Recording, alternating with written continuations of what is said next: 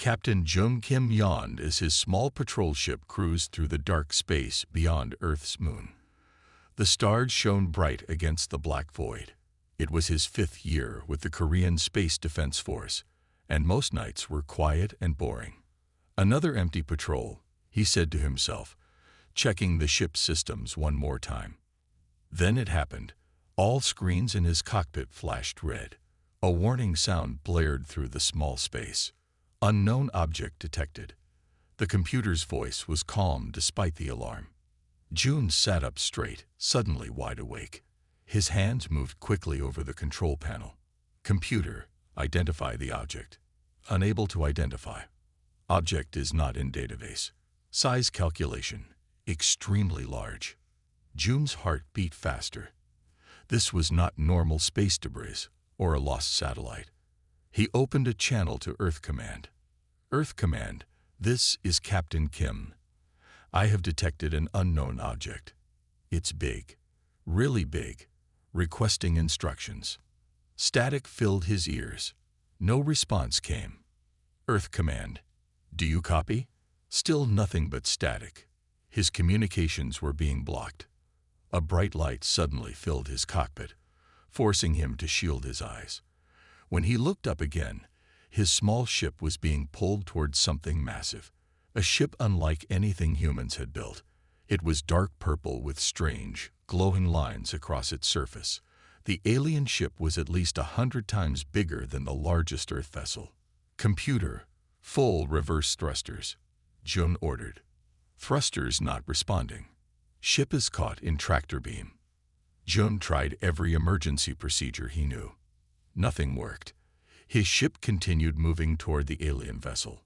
A video screen on his panel suddenly lit up. Jun gasped at what he saw. The face looking back at him was clearly not human. The being had pale blue skin, large, completely black eyes, and no visible nose. Its head was hairless with strange markings across the scalp. Human pilot. The alien spoke in perfect English. Do not be afraid. You will not be harmed. Who are you? What do you want? Jun asked, trying to keep his voice steady. I am Commander Nara of the Real Empire. We have come to save our people, and perhaps to help yours as well. Before Jun could reply, his ship was swallowed by a large opening in the alien vessel. The engine shut down automatically. He was trapped. Armed guards surrounded his ship as soon as it landed in what looked like a massive hangar bay.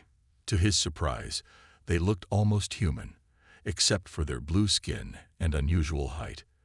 The females were taller and stronger looking than the males. More shocking was what Jun saw as he was escorted out of his ship. He wasn't the only human there. At least 20 other men, all wearing military uniforms from different countries, stood in groups, looking as confused as he felt. Captain Kim, the tall female Real, approached him. She was Commander Nara from the video. Up close, he could see that her black eyes had tiny flecks of silver in them. Welcome aboard the Starseeker. Why have you brought us here? Jun asked. Our scientists have been observing your species for years, Nara explained. Your kind possesses something our people desperately need. Technology. Resources. Jun asked. Nara shook her head. Something far more valuable. Genetic adaptability. Our species is dying, Captain Kim. Our females grow stronger with each generation, but our children grow fewer. Soon, there will be no more Real. I don't understand what that has to do with us, Jun said, though a cold feeling in his stomach told him he was beginning to understand. You will, Nara replied. The High Council will explain everything. But I can tell you this. The future of both our species may depend on what happens next. As Jun looked around at the other confused human faces, he realized that his boring patrol had turned into something that would change human history forever. 3 days after their capture, Jun and the other human men were taken to the real homeworld. The planet had 3 moons and looked much like Earth, but with more purple and blue in its plant life. A group of 10 human men stood in a large round room. The walls were made of a strange material that seemed to glow softly. June stood next to Da, a soldier from South Korea like himself. "What do you think they want from us?" Da whispered. Before June could answer, tall doors opened. Several real females entered. They wore ornate armor that shimmered in the light. The humans fell silent. Last to enter was a real female taller than all the others. She wore a crown-like headpiece with glowing gems. This had to be their leader. "I am Queen Sarah of the Real," she said, her voice strong and clear.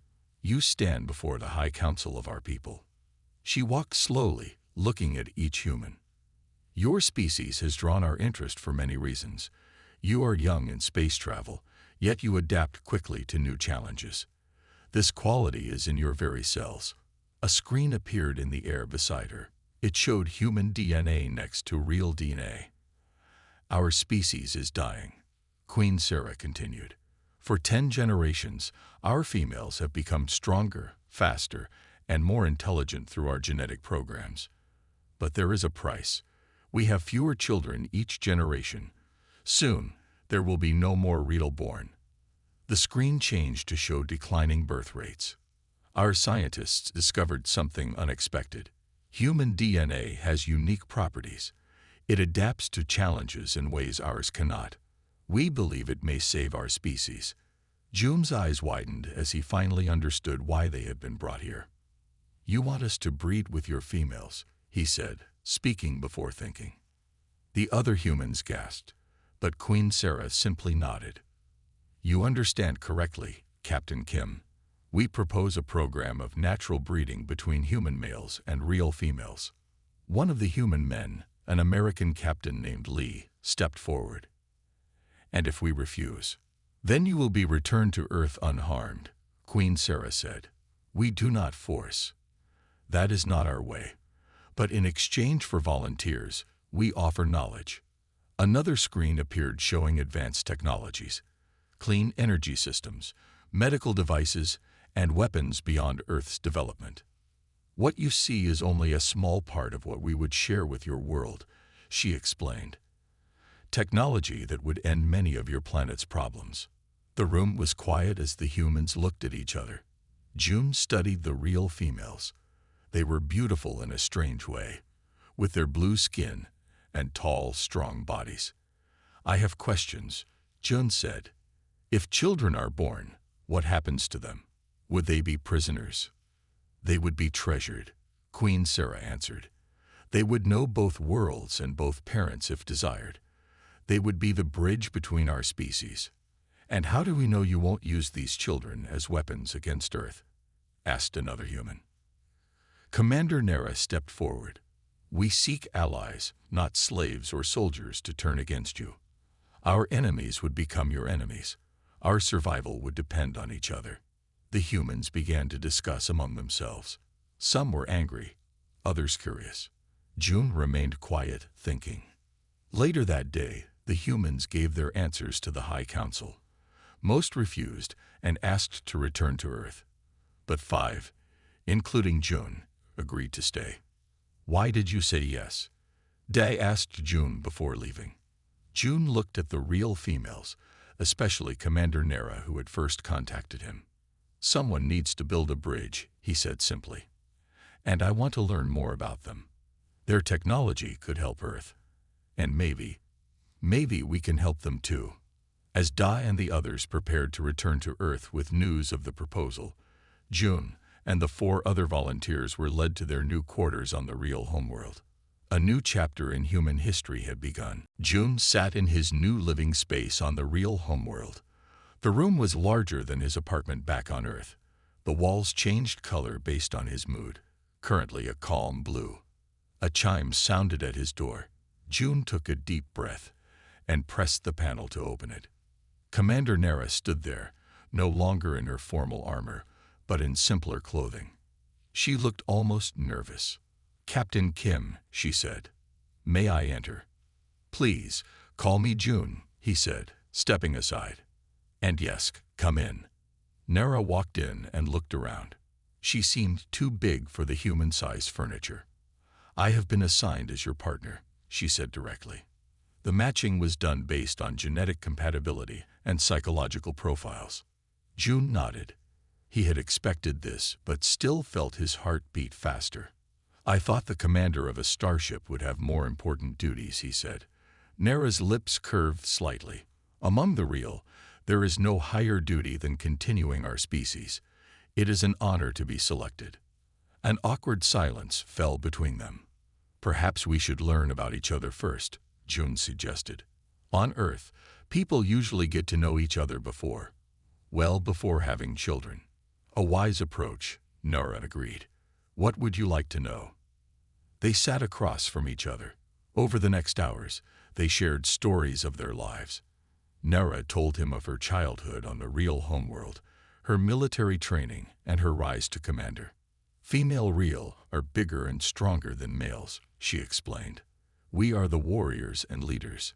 Males are valued for their intelligence and nurturing abilities. They raise the young while females protect and provide. June found this fascinating. On Earth, it was often the opposite through history, though that's changing now. Nera touched a panel on her wrist device. A 3D image appeared between them showing real DNA. For 10 generations, we engineered our females to be better warriors, stronger, faster, more tactical minds. But we went too far. Now our genetics are too specialized, too rigid. June leaned forward to study the image. And humans are the opposite. We adapt to almost anything. Yes, your species has survived ice ages, plagues, and countless wars because you change. Your DNA actually repairs and improves itself in ways ours cannot. The next day, Nera took June to a training facility. She demonstrated real combat techniques, moving with incredible speed and strength. June was amazed at how she could jump 3 times higher than any human Olympic athlete. Your turn, she said. June showed her human martial arts. He was an expert in taekwondo. Though not as strong as Nera, his moves were more creative and unpredictable. After training, they ate together. Real food was strange, but not unpleasant. How do you feel about all this? June asked, being paired with an alien from another world. Nera considered her answer carefully. At first, I felt it was just my duty. Now I am curious. Humans approach problems differently than we do. You are unpredictable. It's both confusing and interesting. June smiled. I'll take that as a compliment. Over the next weeks, they established a routine. Mornings for physical training, afternoons for learning each other's languages and cultures, evenings for sharing meals and stories. Slowly, the awkwardness between them faded. June taught Nera about Earth music and art. She taught him about real history and science. One evening, as they watched the 3 moons rise from June's window, Nera turned to him. I think I understand now why the council chose humans, she said softly. Your kind doesn't just survive. You find joy in the most unexpected places. That is something our children will need. June felt something change between them in that moment. Not love, perhaps, but a deep respect and growing friendship. I think we're ready for the next step, he said. Nera nodded. Together, we will make history. 6 months passed on the real homeworld. June sat in a special waiting area outside the medical center. 3 other human men waited with him. They had all become friends over the months, bound by their unique situation. How long has Nera been in there? Asked Kwon, one of the other Korean volunteers. Almost 12 hours, June replied, checking his watch. He had not slept all night. A door slid open. A real male in medical clothing walked out. His face showed no emotion, but June had learned to read real body language. The slight forward tilt of his head meant good news. Captain Kim, the medical officer said, Commander Nera has given birth to a healthy male child. You may see them now. June's heart raced as he followed the doctor. The room was filled with soft, blue light. Nera sat up in a bed, looking tired but proud. In her arms was a small bundle. June, she said softly, meet your son. He approached slowly and looked down at the child. The baby had Nera's blue skin, but it was lighter than pure real. His eyes were shaped like June's, but they were completely black with silver flecks like his mother's. A thin layer of black hair covered his small head, something no pure real had. "He's beautiful," June whispered, carefully touching the baby's hand. Tiny fingers wrapped around his thumb with surprising strength. "What shall we name him?" Nora asked. June thought for a moment. "In my culture, we have a name that means first or leader. Han." "Han," Nora repeated. "A good name. Simple but strong." Similar scenes played out across the medical center as the first generation of human real hybrids were born. 5 children in total, 3 boys and 2 girls. 2 weeks later, the Real Scientific Council called an emergency meeting. June and the other human fathers were invited, along with the real mothers. Chief Scientist Lena paced in front of large screens showing medical data. "We expected the hybrid children to develop at normal real rates," she explained, "but they are growing much faster." The screen showed growth charts. The hybrid children were developing at twice the normal rate. Han is only 2 weeks old, but his brain activity matches that of a 3-month-old real child. Lena continued, "His muscle density is already 30% higher than pure real babies." June looked at Nara, who seemed both proud and concerned. "Is this dangerous for them?" June asked. "No," Lena assured him. "They are perfectly healthy. Just accelerated. And they show something else interesting. Watch this." A video played showing Han in a crib. A light above him changed from blue to red. Immediately, the baby's skin darkened slightly to match the new lighting conditions. "Adaptive camouflage," Lena said, amazement in her voice. "No real has this ability. The human DNA hasn't just fixed our genetic problems, it's created new abilities."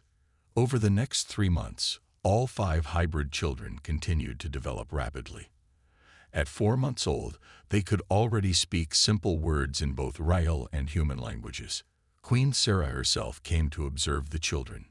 She watched as Han, now looking like a 1-year-old child, stacked blocks in complex patterns. "The human DNA has done more than we hoped," she told June and Nara. "These children may save our species." News of the hybrid children reached Earth. Some humans worried about the implications. Others saw it as an amazing opportunity. Scientists from Earth requested permission to visit and study the hybrids.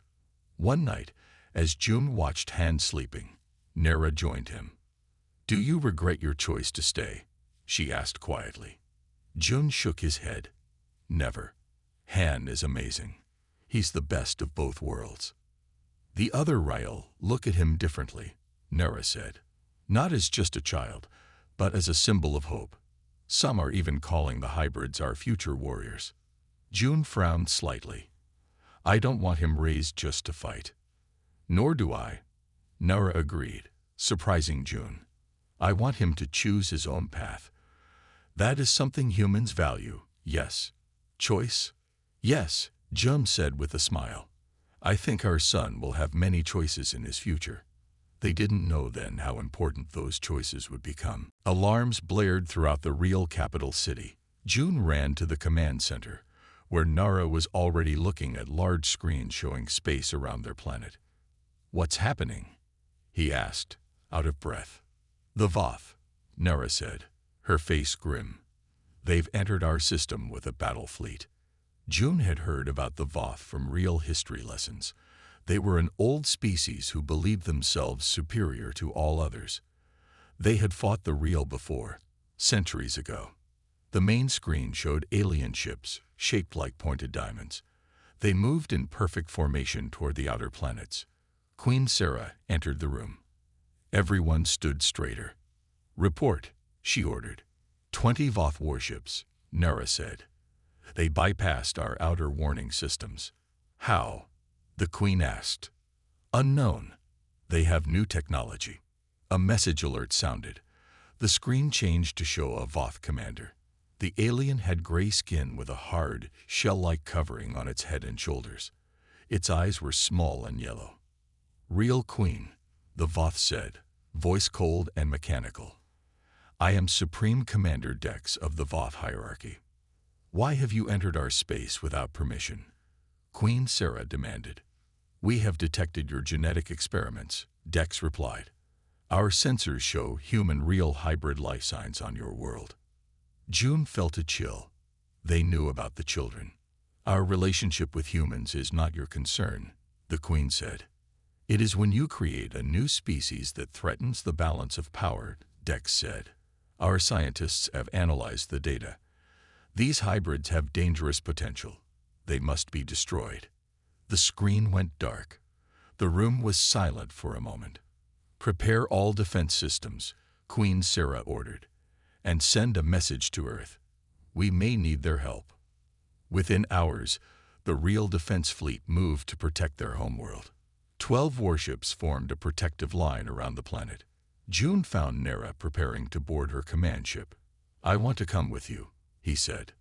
No, she replied firmly. You must stay with Han. If we fail. She didn't finish the sentence. June knew what she meant. If the real fleet failed, the hybrids would need protection. At least let me help with strategy, Jun said. Humans think differently than Rael or Voth. I might see options you don't. Nera hesitated, then nodded. Come to the war room, but you stay on the planet. In the war room, real commanders discussed battle plans. Their strategy was traditional, a direct confrontation with full force. May I speak? June asked. The commanders looked surprised but nodded. June walked to the map showing the positions of the ships. The Voth expect you to defend in a standard formation. What if we don't? Explain, one commander said. On Earth, we have a saying. The best defense is a good offense. Instead of waiting for them to attack, send half your ships behind this moon. June pointed to a small moon near the Voth approach vector. When they engage your main fleet, these ships can attack from behind. The real commanders looked at each other. This was not their usual way of fighting. It has merit, Nera said finally. The Voth know our traditional tactics. They won't expect this. The plan was approved. June watched from the command center as the battle began.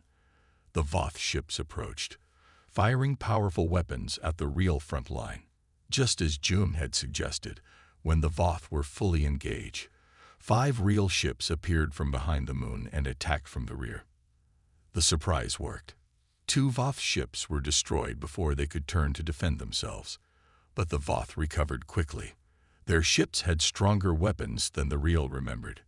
3 real ships exploded in bright flashes of light. June winced at each loss, knowing there were hundreds of real on each ship. The battle lasted 5 hours. When it ended, the Voth had retreated, but at a terrible cost. 7 of the 12 real ships were destroyed. Nera returned to the planet, her face cut and uniform burned. We won the first battle, she said, but they will return with more ships. That night, Jun watched his son sleeping peacefully, unaware of the danger. I won't let them hurt you, he whispered. 1 year after the defeat of the Voth, representatives from Earth, the real homeworld, and even the Voth Empire, red lights flashed across the real capital city. The emergency sirens wailed. June rushed to the command center where Nara was already giving orders to her officers. What's happening?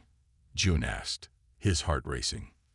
The Voth, Nara said grimly. They've launched a full-scale attack. 50 warships heading directly for our homeworld. The main screen showed the massive Voth fleet moving through space toward them.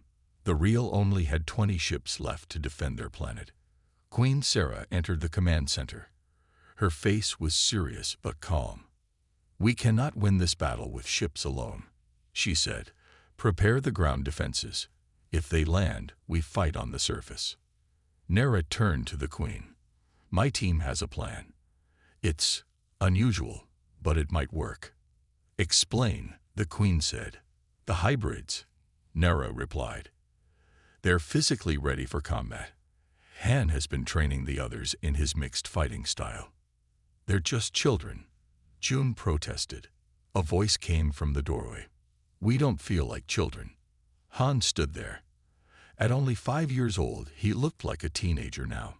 Behind him were 4 other hybrids, all similar in age. "Father," Han said to Jun, "we want to fight. This is our home too."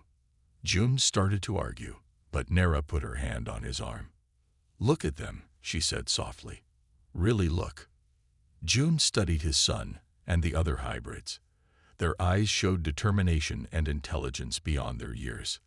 Their bodies were strong, already as tall as adult humans. "What's your plan?" Jun asked Han. "The Voth expect traditional real tactics," Han explained. "Big ships, direct attacks. We go small, fast, 20 fighters, each with 1 hybrid pilot." The Queen considered this. "Our fighter ships are too small to damage their warships." "We don't target the warships," Han said. "We target their command ship. The Voth follow orders perfectly. If we take out their leaders, they'll be confused." It was a very human strategy. The real always focused on destroying the enemy's main force. The idea of targeting leadership was new to them. "It could work," Jun admitted, "but it's dangerous." "Everything about this war is dangerous," Han replied. "At least this gives us a chance." The Queen made her decision. "Prepare the fighters. The hybrids will lead the mission." 2 hours later, 20 small fighter ships launched from the real homeworld. Each had a hybrid pilot and 1 real weapons officer. Han led the squadron. The main real fleet engaged the Voth warships at the front, drawing their attention. The small fighters circled around, using a nearby moon for cover. Jun watched from the command center, his heart pounding with fear and pride. "Han's squadron is approaching the Voth command ship," a controller reported. On the screen, the tiny fighters appeared behind the massive Voth command ship. It was 10 times larger than any real vessel, shaped like a pointed diamond. "They've been spotted," someone shouted.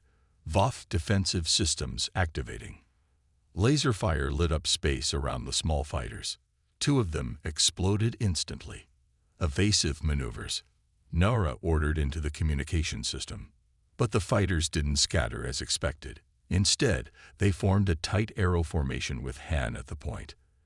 They moved in perfect sync, dodging the Voth weapons. "What are they doing?" a real commander asked. "That formation makes them easier targets." "No," Jum said, suddenly understanding. "They're sharing their camouflage abilities. Look." On the screen, the fighters' hulls were changing color, blending with the darkness of space. The Voth weapons were firing, but hitting nothing. Han's voice came through the speakers. "Approaching target. All fighters, prepare to fire on my mark." The fighters reached a weak point in the Voth command ship's hull, an exhaust port that Han had identified from studying Voth ship designs. "Fire," Han ordered. All 18 remaining fighters fired their weapons at the same point. The concentrated energy cut through the Voth ship's defenses. Explosions rippled across its surface. "Direct hit," Nora shouted. "The Voth command ship is losing power." The huge ship began to drift, its lights flickering. Without direction, the other Voth ships fell into disarray. Some continued fighting, but others pulled back, unsure what to do. "We've never seen the Voth retreat before," the Queen said in amazement. "This is unprecedented." As the fighters returned home, celebrations began across the city. The hybrids had given the real their first major victory. When Han landed, Jun and Nera were waiting. They embraced their son tightly. "I was so worried," Jun admitted. Han smiled. "I knew it would work. The Voth couldn't predict what we would do because we don't think like pure real or pure humans. We think like something new." News of the victory spread quickly to Earth. Humans began to see the hybrids not as strange experiments, but as heroes. 6 months after the victory at the real homeworld, the War Council gathered in the Grand Meeting Hall. Maps and battle plans covered the walls. Real commanders stood alongside human military advisors who had come from Earth to help. In the center of the room stood Han and his team of hybrids. Though only 6 years old, they looked like young adults now. Their growth had finally stabilized. "This is our chance," Han said, pointing to a star map. "Our scouts have found the Voth Central Command Base. It's hidden in this asteroid field." The image showed a massive space station built into the largest asteroid. Voth ships moved around it like insects around a hive. "If we destroy this base, we can end the war," Han continued. "The Voth's entire command structure is there." Queen Sarah studied the map carefully. "Their defenses will be strong. A direct attack would be suicide. That's why we don't attack directly," Han replied with a smile. "We use what they fear against them." His plan was bold. The combined human-real fleet would launch a frontal assault as a distraction. Meanwhile, a small team of hybrids would infiltrate the base itself. "Once inside, we can disable their defenses from within," Han explained. "Then the main fleet can finish the job." June looked at his son with a mixture of pride and fear. 6 years ago, Han had been just a baby. Now he was planning a mission that could end an interstellar war. "I should lead the space battle," Jones suggested. "Nera can command the ground forces." The council agreed. The plan was set. They would attack in 3 days. On the night before the mission, Jun found Han on the observation deck, looking at the stars. "Nervous?" Jun asked. "A little," Han admitted, "but also excited. If this works, both our worlds will be safe." Jun put his hand on his son's shoulder. "Your mother and I are very proud of you. You've become more than either of us imagined." Han smiled. "I am what both of you made me. Human creativity, real strength. I'm glad to be both." The next morning, the fleet departed. 200 ships from Earth had joined the 30 remaining real vessels. It was the largest combined force in the history of either species. June stood on the bridge of the flagship, coordinating the attack. The plan required perfect timing. "Han's team is in position," a communications officer reported. "They're ready to launch." "Begin the attack," June ordered. The main fleet moved toward the Voth base, weapons firing. Voth ships rushed out to meet them. The space between the fleets lit up with laser fire and explosions. While the battle raged, a small stealth ship carried Han and 5 other hybrids to the back of the asteroid. They wore special suits that enhanced their natural camouflage abilities. "We're at the entry point," Han reported through the secure channel. "Beginning infiltration." June could only watch and wait as his son's team disappeared into the Voth base. The battle outside grew fiercer. The human real fleet fought well, but they were taking heavy losses. "We need those defenses down soon," Nera said from her command ship. "We can't hold much longer." An hour passed with no word from the infiltration team. Then 2 hours. "Should we retreat?" a human captain asked. "Not yet," Jum said firmly. "Trust my son." Suddenly, the Voth defense systems began to shut down. Their shields flickered and failed. The massive weapons on the asteroid's surface stopped firing. "They did it," Nara shouted.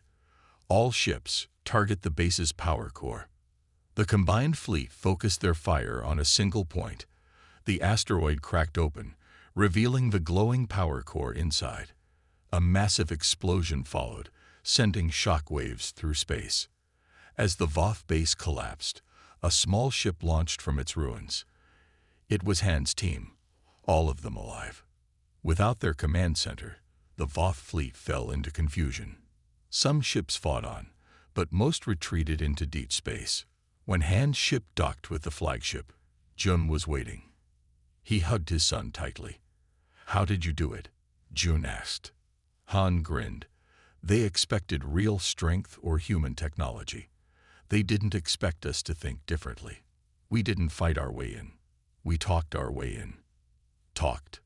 "We convinced a guard we were half-Voth hybrids from another base. He believed us because no one would dare lie to a Voth guard. It's not in their culture to question authority." Jun laughed. Human creativity and real confidence had won where weapons might have failed. As news of the victory spread, celebrations began on both Earth and the real homeworld. The war that had threatened both species was finally over. 1 year after the defeat of the Voth, representatives from Earth, the real homeworld, and even the Voth Empire gathered in a grand hall on a neutral space station. Peace talks had been ongoing for months. Today was the final signing of the treaty. June and Nera sat in the front row, watching as leaders from all three species took their places at the large round table.